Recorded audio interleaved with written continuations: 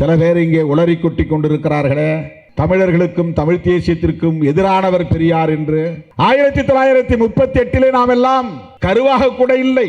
இந்த உணர்வே நமக்கு, நம்முடைய முன்னோருக்கு, நம்முடைய பெற்றோருக்கு கூட இருந்திருக்காது. அந்த காலகட்டத்தில் அவர்களின் சூது சூழ்ச்சியை அறிந்து அப்போதே இந்த மண்ணில் இந்தியை திணிக்க கூடாது என்று இந்தி திணிப்பை எதிர்த்து போராடி சிறை சென்றவர் தந்தை பெரியார். அவர் தமிழுக்கு எதிரானவரா, தமிழருக்கு எதிரானவரா, தமிழ்நாட்டுக்கு எதிரானவரா? எண்ணி பார்க்க வேண்டும். இந்த திராவிடம் என்கிற இந்த அரசியல் இல்லை என்றால் தமிழ் என்கிற உணர்வு காப்பாற்றப்பட்டிருக்குமா? தமிழன் என்கிற உணர்வு பாதுகாக்கப்பட்டிருக்குமா? கலைஞர் தமிழர் இல்லை என்கிறார்களே சிலர், அந்த கலைஞர் தானே திருவள்ளுவனுக்கு வானுயர சிலையை எழுப்பியிருக்கிறார். வள்ளுவனுக்கு வானுயர சிலையை எழுப்பியது தமிழ் தேசியத்திற்கு எதிரானதா? வள்ளுவனுக்கு கோட்டம் எழுப்பியது தமிழ் தேசியத்திற்கு எதிரானதா? குறளோவியம் தீட்டியது தமிழ் தேசியத்திற்கு எதிரானதா? திருக்குறளை ஒவ்வொரு பேருந்திலும் எழுதி வைத்து ஒவ்வொரு நாளும் அந்த திருக்குறளை ஒருவனாவது பார்த்து படிக்கட்டும், பள்ளி மாணவன் கல்லூரி மாணவன் படித்து அதன் பொருளை புரிந்து கொள்ளட்டும் என்று திருக்குறளை பரப்பினாரே, அது தமிழுக்கும் தமிழனுக்கும் எதிரானதா? தமிழ் தேசியத்திற்கு எதிரானதா? எப்படி இவர்களால் கலைஞரை விமர்சிக்க முடிகிறது? என்னுடைய 35 ஆண்டு கால பொது வாழ்வில் இருந்து நான் ஒன்றை புரிந்து கொண்டேன். தமிழ்நாட்டு அரசியலில் எந்த ஆதாரமும் இல்லாமல் கலைஞரை எதிர்ப்பதை மட்டுமே கொள்கையாக கொண்டு செயல்படக்கூடியவர்கள் இங்கே ஏராளம் இருக்கிறார்கள். அவர்களுக்கு வேறு எந்த கொள்கையும் கிடையாது. விவேகானந்தர் பாறை என்று கன்னியாகுமரியிலே இருக்கிற பாறையை சனாதன சக்திகள் எல்லாம் சொல்லி பெருமைப்பட்ட போது அந்த பாறையின் பெயரை நான் மாற்றுவேன் என்று அவர் சொல்லவில்லை. கலைஞரின் சாதுரியம் அங்கேதான் இருக்கிறது. அந்த பாறை இருக்கிற இடத்தில் வள்ளுவனுக்கு சிலை எழுப்பி, இது திருவள்ளுவருக்குரிய இடம், விவேகானந்தருக்குரிய இடம் இல்லை. இது ஆரியர்கள் பெருமைப்படக்கூடிய பாறை அல்ல, திராவிடர்கள் பெருமைப்படக்கூடிய, தமிழர்கள் பெருமைப்படக்கூடிய இடம் என்று சாதித்து காட்டியவர் முத்தமிழறிஞர் கலைஞர். அதுதான் அவருடைய அரசியல் சாதுரியம். இந்திய ஒன்றிய ஆட்சியாளர்கள் அச்சுறுத்தி பார்த்தார்கள். நிதி தர முடியாது என்று, கல்வி நிதி தர முடியாது என்று அவர்கள் இடக்கு செய்கிற சூழலில் நீ தர வேண்டாம், நானே சமாளித்துக் கொள்கிறேன் என்று இன்றைக்கு கல்வித்துறைக்குத்தான் அதிகமான நிதியை ஒதுக்கீடு செய்திருக்கிறார். ஒவ்வொரு துறைக்கும் ஒதுக்கி இருக்கிற நிதி பங்கீட்டை பார்க்கிற போது முதலிடத்திலே இருப்பது கல்விதான். கல்விக்கு அவ்வளவு நிதியை ஒதுக்கீடு செய்து, உன்னுடைய உதவி இல்லாமலேயே எங்களால் ஒன்றிய அரசின் பாடத்திட்டத்தை நடத்துகிற கல்வி கூடங்களிலும் கல்வியை வெற்றிகரமாக முன்னெடுத்து செல்ல முடியும் என்பதை இன்றைக்கு ஒரு சவாலாக எடுத்துக்கொண்டு நிற்கிறார். வட இந்திய மாநிலங்களில், குறிப்பாக இந்தியை தாய்மொழியாக கொண்டவர்களின் மாநிலங்களில் ஒரு மொழி கொள்கை தானே நடைமுறையில் இருக்கிறது. ஆங்கிலம் கூட அவர்கள் சொல்லித் தரவில்லை. அதனால்தான் எந்த அமைச்சருக்கும் ஆங்கிலமே தெரியவதில்லை. யாரும் அமைச்சர்கள் நம்ம போய் ஆங்கிலத்தில் பேசணும்னா அவங்க ஆங்கிலத்தில் பதில் சொல்ல மாட்டாங்க. பக்கத்தில் இருக்கிற அதிகாரி அவங்களுக்கு இந்தியில சொன்ன பிறகுதான் நமக்கு இந்தியிலே சொல்லுவாங்க, நமக்கு புரியாது. ஒரு சில அமைச்சர்கள் மட்டும்தான் ஆங்கிலத்திலே பேசக்கூடியவர்களாக இருக்கிறார்கள். அதை நான் குறைத்து சொல்லவில்லை, இழித்து பேசவில்லை. அவர்கள் ஒரு மொழியை நம்புகிறார்கள், இந்தியை மட்டுமே படிக்கிறார்கள், அதை வைத்தே ஆட்சி அதிகார பீடத்திலும் இருக்கிறார்கள், ஆதிக்கம் செலுத்துகிறார்கள். ஆனால் நாம் 3 மொழிகளை கற்க வேண்டும் என்று சொல்லுவது எந்த அடிப்படையில்? நாம் ஆழ்ந்து சிந்திக்க வேண்டும். சில பேர் ஏதோ இந்தி ஒரு தேவாமிர்த மொழி என்பதை போல அதை படிப்பது, ஏழை எளிய பிள்ளைகளுக்கு படிக்க வாய்ப்பளிப்பது மிக முக்கியமானது என்று வியாக்கியானம் சொல்லிக் கொண்டிருக்கிறார்கள். 2 மொழி கொள்கையை வைத்துத்தான் தமிழ்நாடு இன்றைக்கு இந்தியாவிலேயே முதலிடத்தில் இருக்கிறது. இந்தியா முழுவதும் எல்லோரும் இந்தியை தெரிந்தவர்களாக இருக்க வேண்டும், இந்தியை பேசக்கூடியவர்களாக இருக்க வேண்டும். இந்தியாவின் ஒற்றை மொழியாக இந்தியை உருவாக்க வேண்டும், அதுதான் அவர்களின் நோக்கம். அதனால்தான் இந்தி அல்லாத பிறமொழி பேசக்கூடிய மாநிலங்களில் இந்தியை திணிக்கிறார்கள். ஒரே தேசம் ஒரே மதம் என்பதை போல, ஒரே தேசம் ஒரே கலாச்சாரம் என்பதை போல, ஒரே தேசம் ஒரே மொழி, அதுதான் அவர்களின் இலக்கு. அவர்களின் இலக்கு என்றால் எது? அவர்கள் என்றால் யார்? மோடி, அமித்ஷா மட்டுமல்ல, தமிழ்நாட்டில் உளறிக் கொண்டிருக்கிற பிஜேபி தலைவர்கள் அல்ல. அவர்கள் என்றால் அண்ணன் சொன்னதை போல நாக்பூர் RSS காரர்கள். அவர்கள் விரும்புகிற தேசம் எது? காந்தி விரும்பிய தேசமா? இல்லை. பண்டித ஜவஹர்லால் நேரு அவர்கள் விரும்பிய தேசமா? இல்லை. தந்தை பெரியார் விரும்பிய தேசமா? இல்லை. புரட்சியாளர் அம்பேத்கர் கனவு கண்ட தேசமா? இல்லை. இவர்களெல்லாம் விரும்பிய தேசத்திற்கு எதிராக, மாறாக அவர்கள் ஒரு தேசத்தை விரும்புகிறார்கள். அதுதான் சனாதன இந்தியா, இந்து ராஷ்டிரா என்று சொல்லுகிற சனாதன இந்தியா என்பதுதான் அவர்களின் தேசம். அந்த இந்தியாவிலே பரப்பின் அடிப்படையில் உயர்வு தாழ்வு நிலைப்படுத்தப்படும். மீண்டும் பெண்கள் ஆண்களுக்கு கீழே கட்டுப்பட்டவர்களாகத்தான் கிடந்து உழல வேண்டும். அதுதான் சனாதன இந்தியா. வர்ணாசிரம தர்மம் இங்கே கோலோச்ச வேண்டும். பார்ப்பனர்களே எல்லோரையும் விட உயர்ந்தவர்கள் என்பது இங்கே நிலை பெற வேண்டும். அவர்களுக்கு கீழான அடிமைகளாக மற்றவர்கள் இங்கே உழைக்க வேண்டும். சூத்திரர்கள் சூத்திரர்களாக இருக்க வேண்டும், நீதிபதிகளாக கூடாது, ஆட்சி அதிகாரத்திற்கு வரக்கூடாது. அப்படிப்பட்ட அந்த பழைய இந்தியாவை, சனாதன இந்தியாவை, சாதிய இந்தியாவை இங்கே நிலைநாட்டுவது என்பதுதான் RSS நோக்கம். அண்ணன் பீட்டர் அல்போன்ஸ் அவர்கள் கூட நெகிழ்ந்து சொன்னார், கலைஞரை விடவும் ஒருபடி மேல் என்று தளபதியை பாராட்டுகிறாரே என்று நான் சற்று ஆடி போய்விட்டேன்.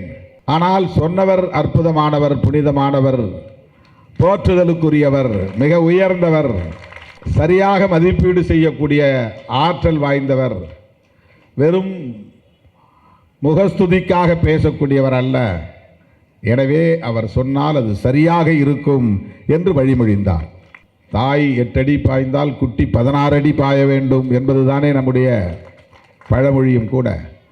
கலைஞர் 8 அடி பாய்ந்தால் தளபதி 80 அடி பாய்கிறார் என்கிற அளவுக்கு அவர் ஆற்றல் வாய்ந்தவராக பரிணமித்திருக்கிறார்.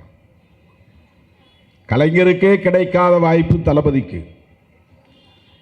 என்ன வாய்ப்பு என்றால், தளபதி குழந்தை பருவத்திலிருந்து பெரியாரோடும் பழகுகிற வாய்ப்பு, பேரறிஞர் அண்ணாவோடும் பழகுகிற வாய்ப்பு, முத்தமிழறிஞர் கலைஞரோடும் பழகுகிற வாய்ப்பு, அவர்களோடு நெருங்கி இருந்து அரசியலை கற்றுக்கொள்ளுகிற வாய்ப்பு. இது எல்லோருக்கும் வாய்க்காது. நம்முடைய பேராசிரியர் பெருந்தகை அன்பழகனார் அவர்களோடும் பழகுகிற வாய்ப்பு. இப்படிப்பட்ட பேராளுமைகளோடு நெருங்கி பழகி அவர்களை எல்லாம் உற்று நோக்கி கவனித்து அவர்களின் நடவடிக்கைகளை எல்லாம் நேரிலே கண்டு அவற்றையெல்லாம் உள்வாங்கிய பேராற்றல் அவருக்குள்ளே ஊற்றெடுக்கிறது. அதனால்தான் எச் ராஜா போன்றவர்கள் ஸ்டாலின் மோர் டேஞ்சரஸ் தென் கருணாநிதி என்று சொல்லக்கூடிய அளவுக்கு பகைவருக்கு பெரும் அச்சுறுத்தலாக இருக்கிறார். அதுதான் மிக சரியானது. கொள்கை பகைவர்களுக்கு மிக பெரும் அச்சுறுத்தலாக விளங்குகிறார் அண்ணன் தளபதி என்றால் அவர் சரியாக இயங்குகிறார். தான் ஏற்றுக்கொண்ட கொள்கையிலே தெளிவாக இருக்கிறார்.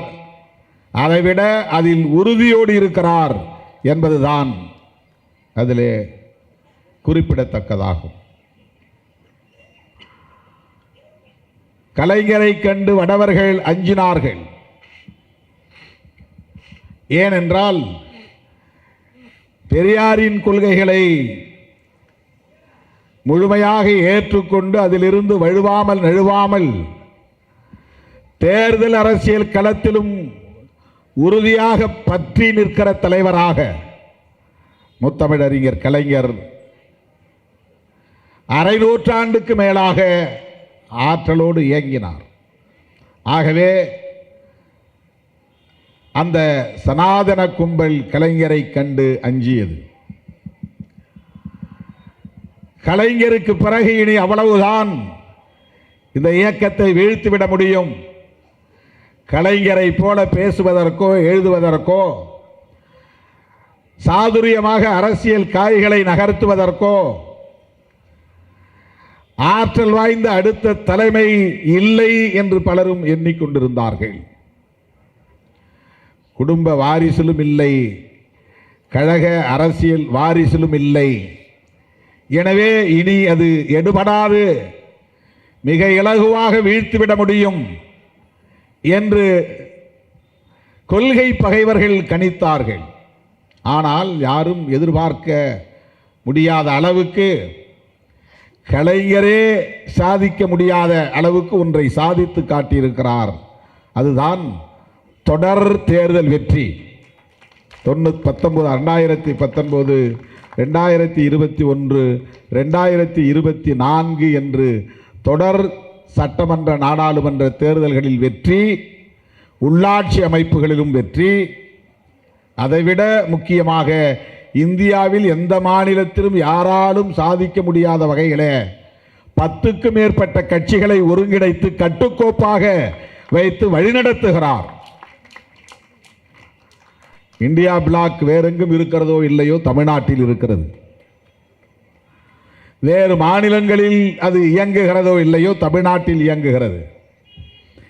இந்தியா கூட்டணி சிதறிவிட்டது என்று எவனும் சொல்ல முடியாது. ஏனென்றால் தமிழ்நாட்டில் அது கட்டுக்கோப்பாக இயங்குகிறது. அப்படி ஒரு தலைமைத்துவத்தை வழங்குகிற ஆற்றல் வாய்ந்தவராக தளபதி அவர்கள் விளங்குவதால் பேராசிரியர் அவர்கள் சொன்னது 100க்கு 100 சரி. அதை நாம் வழிமொழிய கடமைப்பட்டிருக்கிறோம். இது எந்த வகையிலும் கலைஞரை குறைத்து மதிப்பிடுவதல்ல, கலைஞருக்கு பெருமை சேர்ப்பது. ஏனென்றால் உங்களை போன்றவர்களால் பாராட்டப்படக்கூடிய பேராசிரியர் காதர் மொய்தீன் போன்றவர்களால் பாராட்டப்படக்கூடிய ஒரு தலைமையை கழகத்திற்கும் தமிழ்நாட்டுக்கும் தந்துவிட்டு போயிருக்கிறார், அடையாளம் காட்டிவிட்டு போயிருக்கிறார் முத்தமிழறிஞர் கலைஞர் என்பதுதான் அதிலே கலைஞருக்குள்ள சிறப்பு. தந்தை மகற்காற்றும் நன்றி அவையத்து முந்தி இருப்ப செயல்.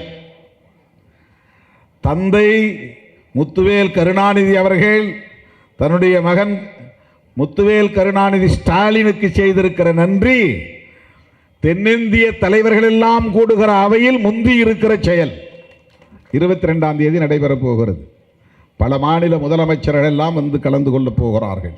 அதை தலைமை தாங்கி நடத்துகிற அவையிலே இன்றைக்கு நம்முடைய அண்ணன் தளபதி ஸ்டாலின் அவர்கள் இருக்கிறார். இவர் முதலமைச்சராக இருக்கிறார் என்பதனால் அவர்கள் வருகிறார்கள் என்று இல்லை.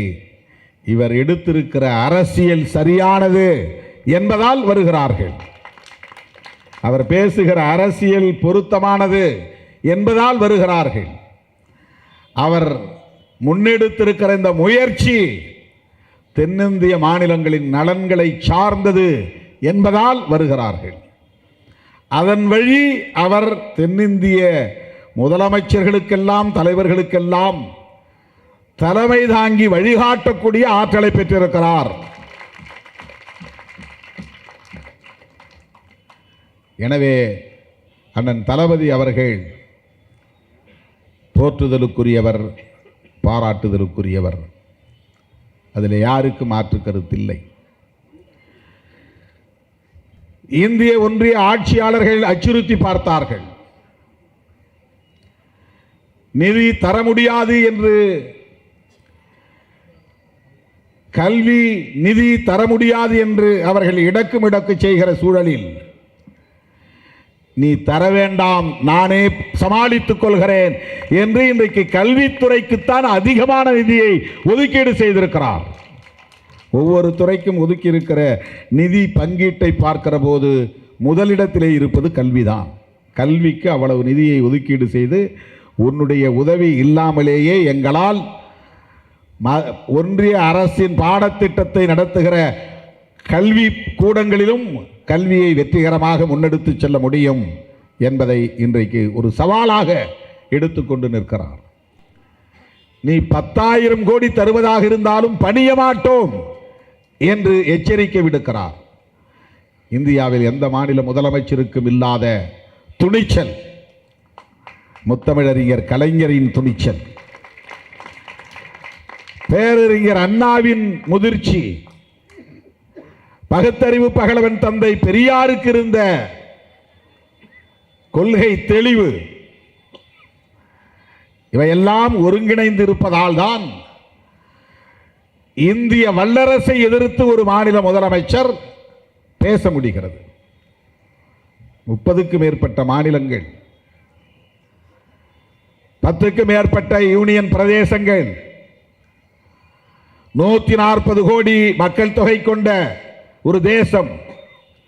அந்த தேசத்தை ஆளுகிற ஆட்சியாளர்களை எதிர்த்து ஒரு மாநில முதலமைச்சர் சவால் விட முடிகிறது என்று சொன்னால் அந்த துணிச்சல் அசட்டு துணிச்சல் அல்ல, அறிவார்ந்த துணிச்சல், கொள்கை சார்ந்த துணிச்சல்,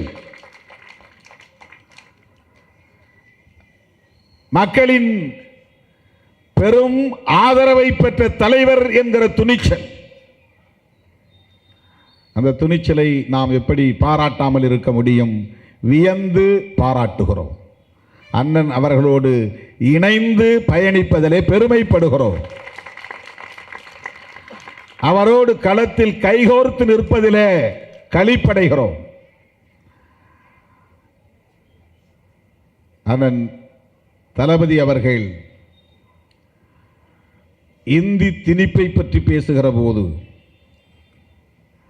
இந்த இருமொழி கொள்கையை மட்டுமே நாங்கள் ஏற்போம் என்று சொல்லுகிற போது அதிலே அவர் காட்டுகிற அந்த உறுதி,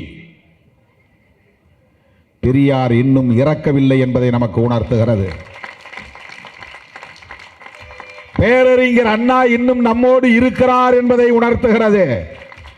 முத்தமிழறிஞர் கலைஞர் தான் திராவிட முன்னேற்ற கழகத்தை வழிநடத்துகிறார், தமிழ்நாட்டை வழிநடத்துகிறார் என்பதை உணர்த்துகிறது.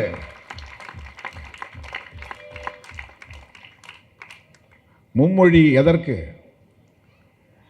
ஏன் எங்களுக்கு மட்டுமந்த, எங்கள் பிள்ளைகளுக்கு மட்டுமந்த சுமை? வட இந்திய மாநிலங்களில், குறிப்பாக இந்தியை தாய்மொழியாக கொண்டவர்களின் மாநிலங்களில் ஒரு மொழி கொள்கை தானே நடைமுறையில் இருக்கிறது. ஆங்கிலம் கூட அவர்கள் சொல்லித் தரவில்லை. அதனால்தான் எந்த அமைச்சருக்கும் ஆங்கிலமே தெரிவதில்லை. யாரும் அமைச்சர்கள் நம்ம போய் ஆங்கிலத்தில் பேசணும்னா அவங்க ஆங்கிலத்தில் பதில் சொல்ல மாட்டாங்க. பக்கத்தில் இருக்கிற அதிகாரி அவங்களுக்கு இந்தியில் சொன்ன பிறகுதான் நமக்கு இந்தியிலே சொல்லுவாங்க. நமக்கு புரியாது. ஒரு சில அமைச்சர்கள் மட்டும்தான் ஆங்கிலத்திலே பேசக்கூடியவர்களாக இருக்கிறார்கள்.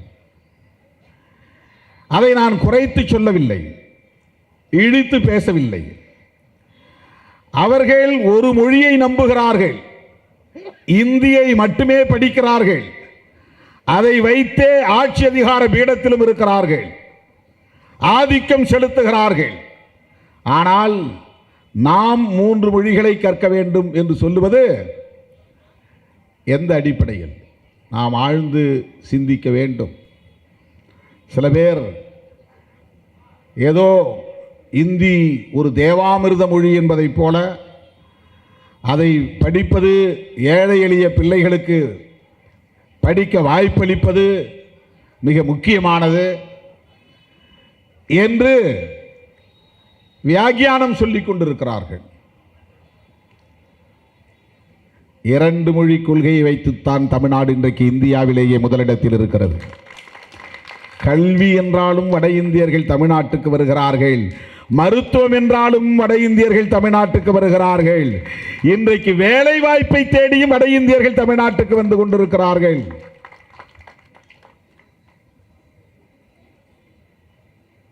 இந்த அளவுக்கு இது வளம் நிறைந்த ஒரு மாநிலமாக வளர்ச்சி அடைந்திருக்கிறது. தனிநபர் வருமானத்தில் இந்தியாவிலேயே தமிழ்நாடு சிறப்பிடத்தை பெற்றிருக்கிறது. அதே போல ஜிடிபி என்கிற அந்த பொருளாதார உற்பத்தியிலே மிக உயர்ந்த இடத்திலே இருக்கிறது. 3 மொழி கொள்கையை வைத்தல்ல, 2 மொழி கொள்கையை வைத்துத்தான் இந்த வளர்ச்சியெல்லாம் அடைந்திருக்கிறோம். என்ன இதில் 2 மொழி கொள்கை இருப்பதனால் தமிழ்நாடு எந்த வகையிலே பின்தங்கிவிட்டது? கல்வியிலே பின்தங்கிவிட்டதா? தொழில் வளத்திலே பின்தங்கிவிட்டதா? வர்த்தகம் வணிகத்திலே பின்தங்கிவிட்டதா? மருத்துவத்திலே பின்தங்கிவிட்டதா? எந்த அடிப்படையிலே? 3வது மொழி படிக்காததால், இந்தியை படிக்காததனால் தமிழ்நாடு பின்தங்கிவிட்டது சொல்ல முடியுமா? ஆதாரம் காட்ட முடியுமா? அவர்கள் ஏன் இந்தியை படிக்க சொல்கிறார்கள் என்பதை நாம் ஆழ சிந்திக்க வேண்டும். அவர்களின் நோக்கம் இந்தியை படித்தால் வேலைவாய்ப்பு கிடைக்கும் என்பதல்ல. இந்தியை படித்தால் வேலைவாய்ப்பு கிடைக்கும் என்றால் நாம் தடுத்தாலும் தமிழர்கள் படிப்பார்கள். நம்மால தடுக்க முடியாது. வேலைவாய்ப்பு கிடைக்கிற மொழியை எப்படி ஒருத்தன் படிக்காமல் இருப்பான்? நம்மால் தடுக்க முடியாது. இந்தியை படித்தால் வேலை வாய்ப்பு கிடைக்கும் என்றால் இந்தியை தமிழர்கள் தேடி போய் படிப்பார்கள். இந்திக்கும் வேலை வாய்ப்புக்கும் சம்பந்தமில்லை. இந்தியை படித்தால்தான் வட இந்தியர்களோடு உறவாட முடியும் என்று சில பேர் விளக்கம் சொல்லுகிறார்கள். வட இந்தியர்களோடு உறவாடாம நாம் வாழ முடியாதா, வளர முடியாதா? இந்தியை படித்துதான் சுந்தர் பிச்சை இவ்வளவு பெரிய உயர்ந்த இடத்திற்கு போனாரா?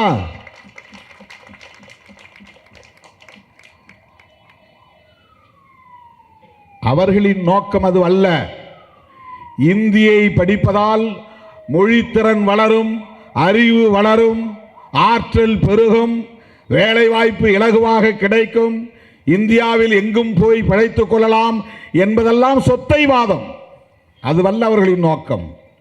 அவர்களின் நோக்கம் என்னவென்றால் இந்தியா முழுவதும் எல்லா மாநிலங்களிலும் வாழக்கூடிய பிற மொழியை பேசக்கூடிய மக்கள் அனைவரும் ஒரு குறிப்பிட்ட காலத்திற்கு பிறகு இந்தியை பேசக்கூடியவர்களாக மாற்ற வேண்டும்.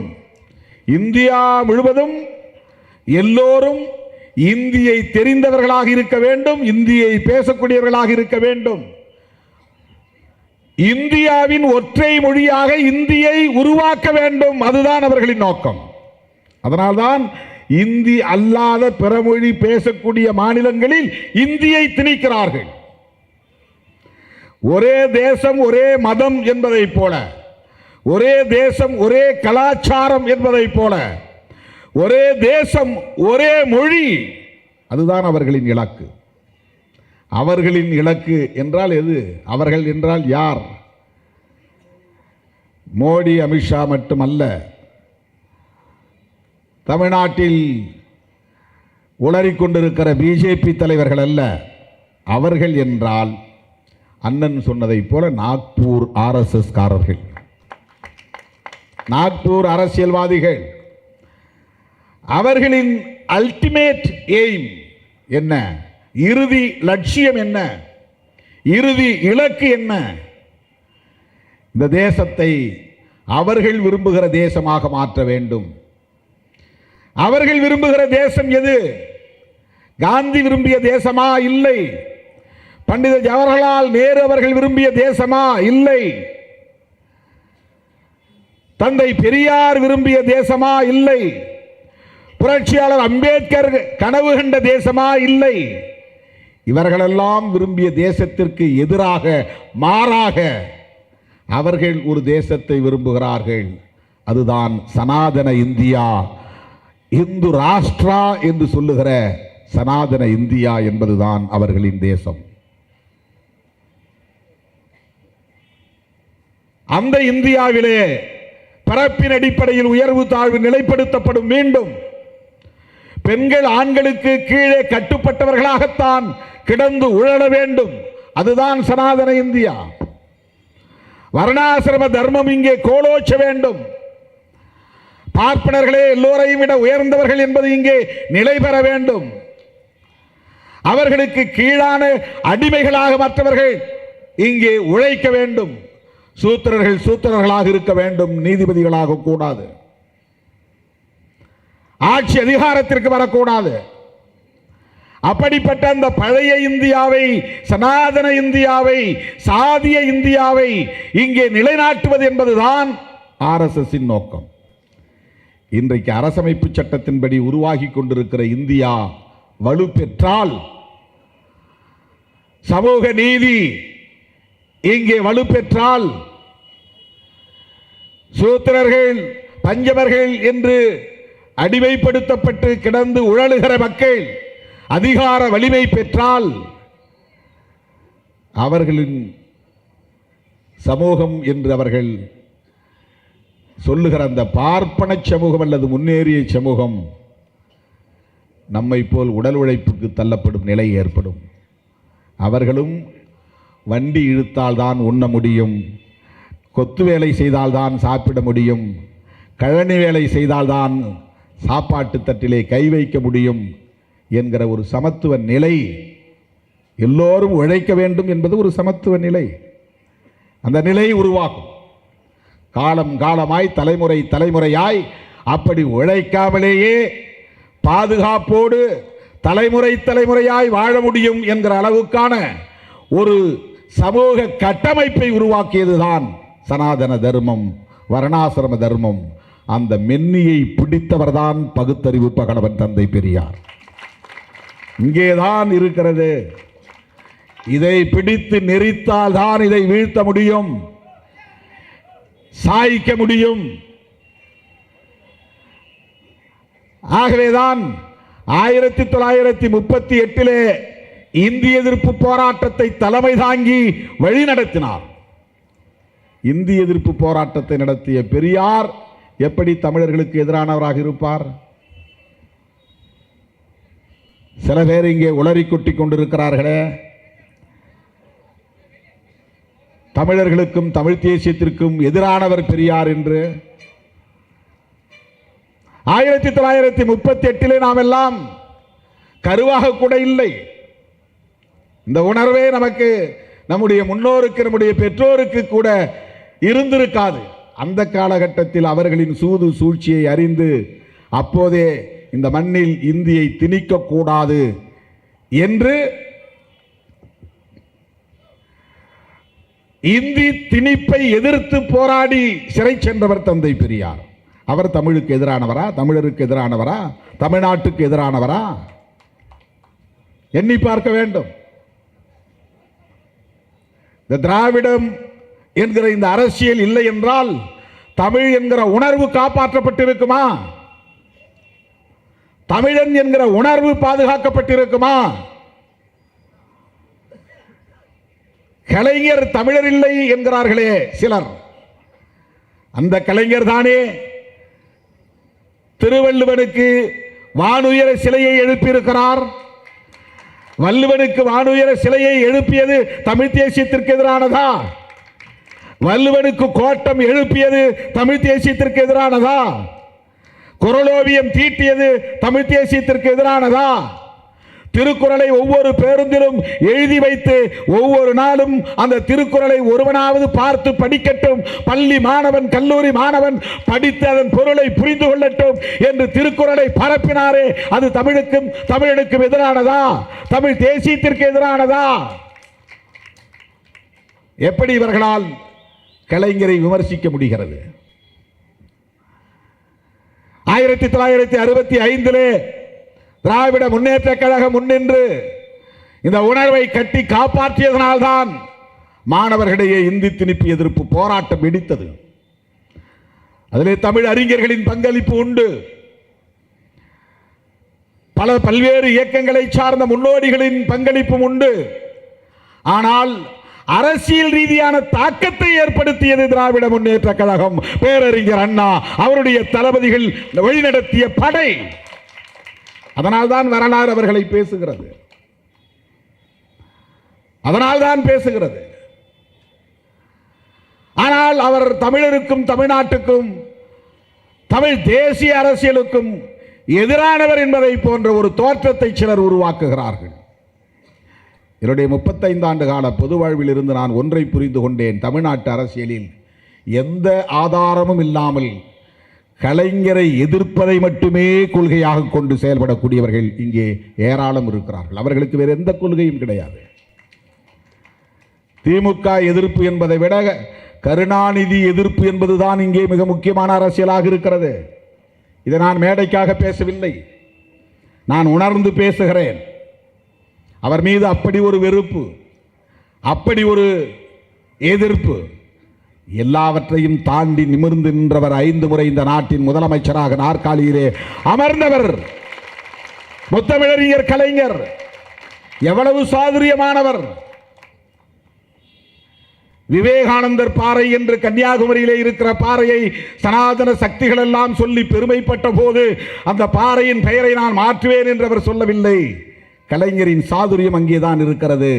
அந்த பாறை இருக்கிற இடத்தில் வள்ளுவனுக்கு சிலை எழுப்பி, இது திருவள்ளுவருக்குரிய இடம், விவேகானந்தருக்குரிய இடம் இல்லை, இது ஆரியர்கள் பெருமைப்படக்கூடிய பாறை அல்ல, திராவிடர்கள் பெருமைப்படக்கூடிய, தமிழர்கள் பெருமைப்படக்கூடிய இடம் என்று சாதித்து காட்டியவர் முத்தமிழறிஞர் கலைஞர். அதுதான் அவருடைய அரசியல் சாதுரியம். மவுண்ட் ரோடு மகாவிஷ்ணு என்று இந்து பத்திரிகை அழைப்பார்கள். அந்த அண்ணா சாலையிலே இந்து பத்திரிகை, பக்கத்திலே தி மெயில், இவையெல்லாம் பார்ப்பன சமூகத்தவரின் இதழ்கள் என்பது நமக்கு தெரியும். மறந்தும் திராவிட இயக்கங்களை அவர்கள் பாராட்டியதில்லை. பெரியாரையோ பேரறிஞர் அண்ணாவையோ கலைஞரையோ ஒரு நாளும் ஆதரவாக அவர்கள் பேசிய வரலாறு கிடையாது. அப்படிப்பட்ட அந்த இடத்தில் பகுத்தறிவு பகலவன் தந்தை பெரியாருக்கு சிலை எழுப்பி இது பெரியாருடைய மண், பெரியாருடைய மையம் என்ற அந்த இடத்திலே சிலை எழுப்பியவர். இந்து பத்திரிகையை அங்கிருந்து அப்புறப்படுத்துவோம் என்று அவர் போராடவில்லை. அந்த இடத்தில் பெரியாருக்கு சிலை வைப்போம் என்று சிம்சன் அருகே பெரியாருக்கு சிலை வைத்தவர் முத்தமிழறிஞர் கலைஞர். இப்படி சொல்லிக்கொண்டே போகலாம். தம்முடைய கொள்கை பகைவர்களை எப்படி அவர் எதிர்கொண்டார், எப்படி அவர்களை வீழ்த்தினார், அவர்களை எப்படி எதிர்கொண்டார். கலைஞருக்கு நிகர் கலைஞர் தான். அதுதான் அவருடைய அரசியல், அதுதான் அவருடைய கொள்கை பார்வை, கொள்கை தெளிவு.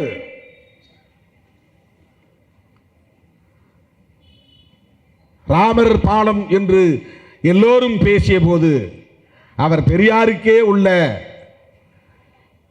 நகைச்சுவை பாணியில் சொன்னார், அந்த ராமர் பாலத்தை கட்டினார் என்பது உண்மை என்றால் அவர் எந்த பொறியியல் கல்லூரியில் படித்தார் என்று கேட்டார். இது யாரையும் காயப்படுத்துவதற்காக அல்ல, சிந்திப்பதற்காக. ராமர் இருந்தாரா இல்லையா என்பதல்ல பிரச்சனை, அதை அவர் விமர்சிக்கவில்லை. தேர்தல் அரசியலில் இருந்தாலும் கூட பகுத்தறிவோடு இயங்க வேண்டும். எத்தனை ஆயிரம் கோடி கொட்டப்பட்டு அந்த திட்டம் நிறுத்தப்பட்டு விட்டது. அங்கே ராமர் கட்டிய பாலத்தை சேதப்படுத்தக்கூடாது என்று ஒரு காரணம் சொல்லி சேதுக்கால்வாய் திட்டம் நிறுத்தப்பட்டு விட்டது. சோனியா காந்தி அம்மையார் அழைத்து வந்து அந்த திட்டத்தை தொடங்கி வைத்தவர் முத்தமிழறிஞர் கலைஞர். 1000 கோடிக்கு மேல் செலவு செய்த பின்னர் அந்த திட்டம் நிறுத்தப்பட்ட போது அதற்கு அவர்கள் சொன்ன காரணம், அந்த பாலத்தை ராமர் கட்டினார், அதனால் சேதப்படுத்தக்கூடாது என்று சொன்னபோதுதான் தன்னுடைய எதிர்ப்பை இப்படி பதிவு செய்தார்.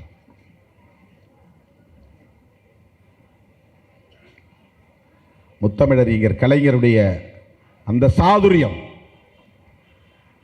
இன்றைக்கு அவருடைய கருத்தியல் வாரிசாகவும் களத்திலே நிற்கிற அண்ணன் தளபதி ஸ்டாலின் அவர்களிடத்திலே வேறு வடிவங்களில் வெளிப்படுகிறது. கொஞ்சமும் சமரசம் செய்து கொள்ளாமல் அவர்களின் கைகளிலே அமலாக்கத்துறை இருக்கிறது, அவர்களின் கைகளிலே சிபிஐ இருக்கிறது, அவர்களின் கைகளிலே வருமான வரித்துறை இருக்கிறது. அவற்றை எல்லாம் ஏவுவார்கள், அவற்றை கொண்டு அச்சுறுத்துவார்கள், கிடுக்கு பிடி போடுவார்கள், நெருக்கடியை தருவார்கள். எனவே நாம் சற்று நெளிந்து வளைந்துதான் போக வேண்டும் என்று எண்ணவில்லை. உன் அச்சுறுத்தலுக்கு ஒருபோதும் பணிய மாட்டோம் என்று வெளிப்படையாக சொல்லுகிற துணிச்சலை, நீ பணத்தை தராமல் நிறுத்தி வைத்தாலும் நாங்கள் அந்த மும்மொழி கொள்கை திட்டத்திற்கு உடன்பட மாட்டோம், கையெழுத்திட மாட்டோம், ஏற்றுக்கொள்ள மாட்டோம். தேசிய கல்விக் கொள்கையை நாங்கள் ஏற்க மாட்டோம். எனது அருமை தோழர்களே, அண்ணன் தளபதி அவர்களோடு ஏன் நாங்கள் கைகோர்த்து நிற்கிறோம் என்பதற்கு இவருடைய கொள்கை உறுதிதான் என்பதை சொல்லி வாய்ப்புக்கு நன்றி கூறி விடைபெறுகிறேன். நன்றி, வணக்கம்.